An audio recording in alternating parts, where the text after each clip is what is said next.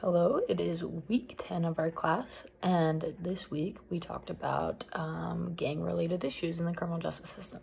We looked at both national and regional current issues within it. We also looked at the perception versus the reality of gang-related issues, and we described the impact that they have on society and on the criminal justice system. Okay, first, what we did is we looked at the highlights of a 2012 National Gang Survey. In this survey, we saw that gang activity remained concentrated in urban areas mainly. We also learned that gang-related homicides increased within that year, or like overall, but we also say that that could be because there has been more reporting from agencies on gangs and actually finding out who is a gang member. Okay, and then we got the experience to watch a video what it covered is the question of why youth join gangs.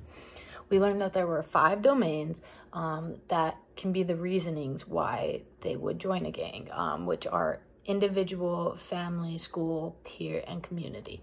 So as far as the individual, it could be that they are going through negative life events, they are going through victimization due to any minority group that they may be in or where they live.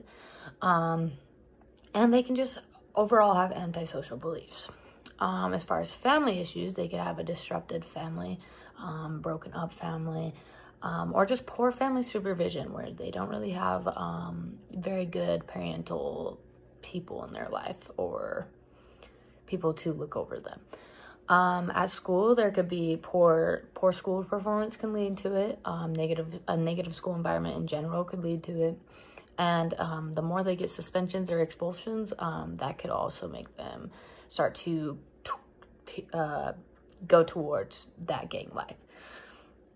There is also the friend domain, which is pretty easy to look at. You could have a bunch of delinquent peers where you just start to follow what they are doing, or you could also be under peer pressure where people are asking you to join a gang or do bad things that could lead you to joining a gang.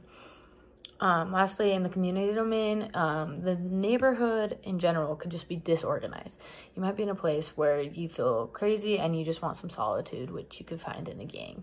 And also just the crime life in your community can affect whether or not you want to join a gang. Lastly, we were able to discuss one contemporary issue of our choice that is gang-related. I chose to look at the connection between gangs and highly violent crimes committed. Now, in a study that I found, they looked at 3 big cities, and of those 3 big cities, gangs made up 30% of the population. Now, of the violent crimes committed, 60 to 80% of those were committed by a gang member, which just goes to prove that they are out there and they are committing violent crimes, and we need to spend more time researching and analyzing how to stop gangs and how to make sure that youth don't join gangs so that we can decrease the population in the future.